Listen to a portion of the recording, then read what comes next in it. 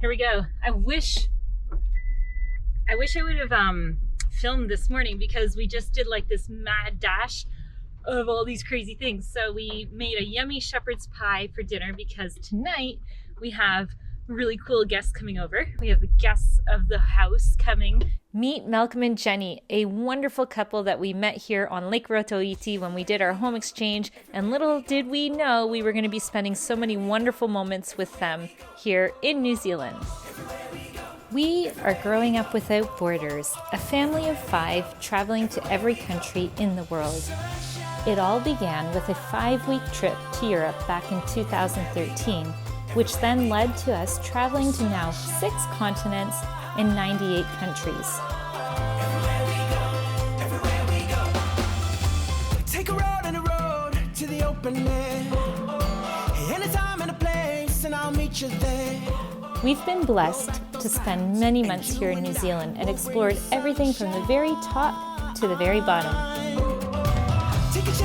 Are you ready to join the journey? Let's go.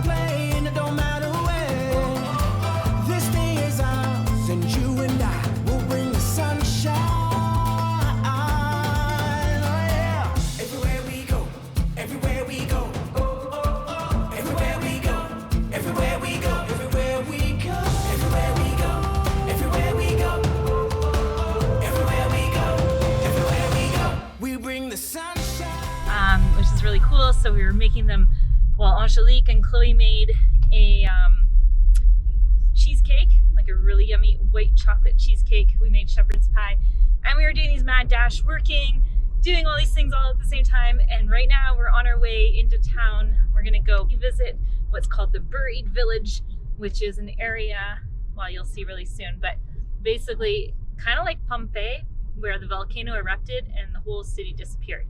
So here we go. The other cool thing is we've been going back and forth with BBC Travel Channel. They reached out to us a few days ago, and they're going to include us in their travel show. It's a show about people traveling to every country in the world. So they reached out to us, and we're going to do a phone call with them, a Zoom call with them tomorrow morning. So we're really excited. On the way to Buried Village, you pass this beautiful lake here called Blue Lake, and it's quite famous and known for people to come and enjoy the lake and the beautiful nature and the outdoors. It's like the Wizard of Oz. There's a blue lake and a green lake. You know, like the Wizard of Oz, like the emerald green.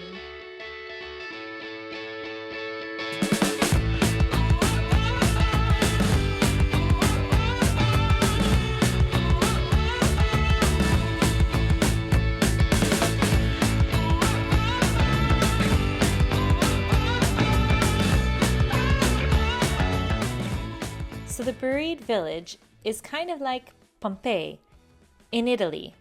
Basically, the volcano erupted in 1886 and put the whole village under mud and ash and volcanic debris. And if you can imagine, the whole village was built for the tourist. So back then there was 2 hotels in the 1800s, and people from around the world would come to see these pink and white terraces, which was one of the wonders of the world, and now destroyed with parts of it remaining about 60 meters under the lake. So they dug some of it out and excavated it, and this is what we're about to go see. Oh wow, this is why they called it one of the 8 wonders of the world. Can you imagine seeing that? Pretty cool, eh? Yeah. Oh look, this is everything in it. Sulfur, silica, pumice, fireball, all these different things. All the different... I know the sulfur one. You know the sulfur one? Doesn't smell very good. So apparently there wasn't just one terrace. There's the pink terrace, the white terrace, the giant buttress terrace, and then the hot baths pink terrace. So this is what it looked like when they were excavating. They just found like shovels or all sorts of things. Holy...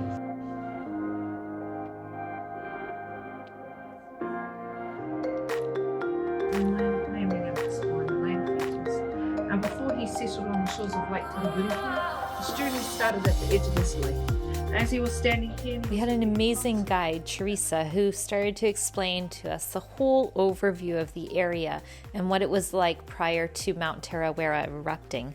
She explained to us about the 2 lakes, Rotoiti and Rotorua, and initially, Rotoiti, they thought it was a small lake, and that's where the name Roto Iti comes from. Roto meaning lake and Iti meaning small. Little did they know it was actually a huge lake. And the same when they came across the second lake, they called it Rotorua, which means second lake or lake 2. Now, do you all know who the Duke of Edinburgh is? Mhm. Yeah. So the Duke that was the Duke before the Duke that's the Duke now, visited this tribe. Now they knew that he was very special and very unique, so they took him over to see the beautiful pink and the white terraces. You couldn't believe what he was staring at because they were just like natural sparkles to him. So when he went home, he spread the news. Also one of the 8 wonders of the world. But this all come to a sudden end on the 10th of June 1886 when our beautiful maunga over here, Mount Tarawera, decided to erupt. Rotorua, being the middle peak, set off first at 12:30 in the morning. It shot ash, mud and lava 11 kilometres up into the air. Wow, can you imagine? Yeah, huge, yeah? Yeah. The brother Tarawera and the sister Wahanga got very jealous, so they decided to join in. The noise was heard as far as the South Island and the ash got as far as Auckland, so it was quite a huge eruption.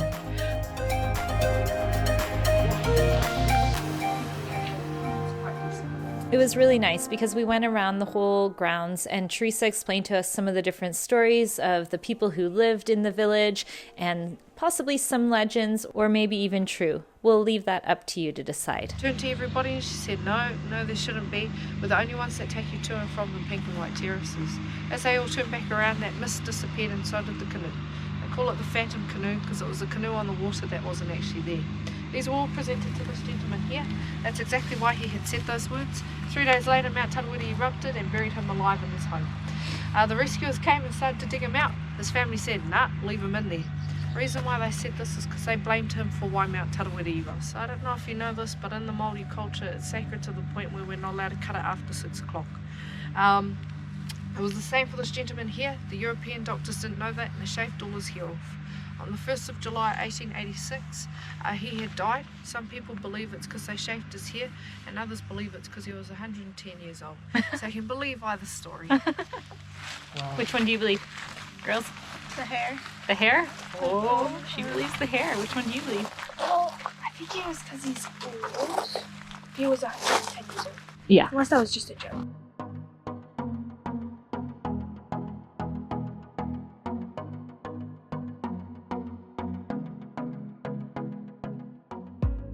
This guy here, this chief, he was the second chief in this village. That's his home there. You can only see his chimney. But he started basically doing the cultural dances for tourists, and he started showing tourists what the haka is, which we have not seen yet, but we're going to see it hopefully soon. What are you girls doing? Treasure hunt! A treasure hunt? Yeah! That's so cool. They have a treasure hunt here!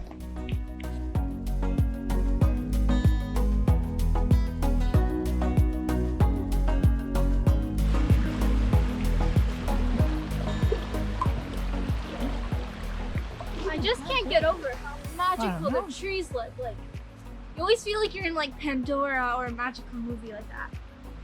Look at this. Look at the last one we found. Your treasure's waiting at the gift store. Tell them I dig the buried treasure. So Julia, which path did we just take? So we're taking the high route, the lookout view, but there is a route you can take to go down to the waterfall. Down there.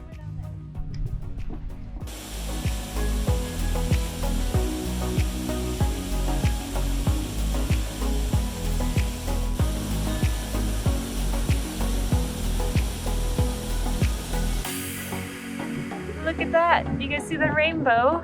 See how pretty it is? Oh, so nice. That chocolate, well, there's supposed Gold to be gold coins? Whoa. How did you get it? Not the treasure chest. You have to say a special word to get it. Ooh. So make sure you read every one. Time to make a phone call at the telephone booth. So basically our building where we live in Switzerland is 800 years old. So it's quite funny when we come to know these places because it's like, oh yeah, the explosion happened a long time ago in 1886 is what they were kind of saying. And in my mind, I'm just like, well, our building's 800 years old. So I was doing calculations. Our building was built in 1220 and the eruption happened 666 years later.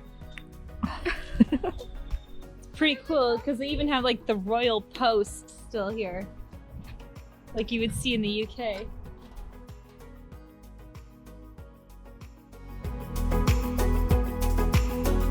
We decided to stop on the side of the road. There's this little area where there's a lookout point, and here it shows you where we are, and it's showing the blue lake and the green lake. And basically the lake, it says it's privately owned by local iwi, and therefore you cannot swim in the lake. You can only swim in the green lake, but not the blue lake. So it's a sacred lake for them, I guess. So there's a whole circuit around the blue lake. You could do a whole around the lake circuit.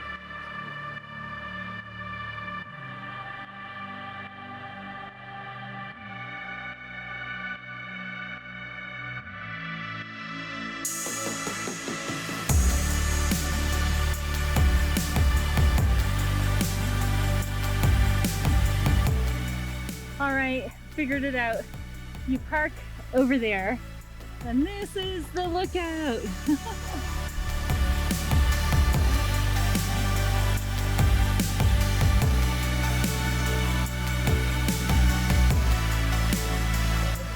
This is a national dish of New Zealand called a pavlova.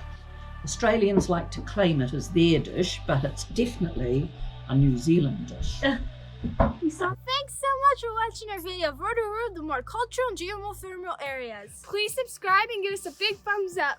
And comment down below where you're watching from. You don't want to say that? I don't know, I'm crying.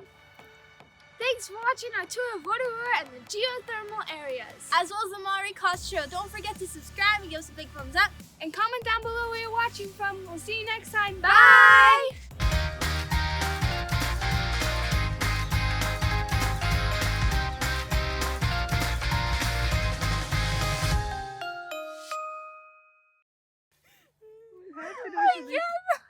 You got attacked by a thorn. Take it off of me. Mom, I only trust Mom to do it. Just be. It's breaking my chains. Remove it. No. Let us remove it. It's stuck. It's gonna make those I knew. Oh geez, you don't want to get. I'm watching The Crown, so I'm like pretending to be the crown in some hobbit place.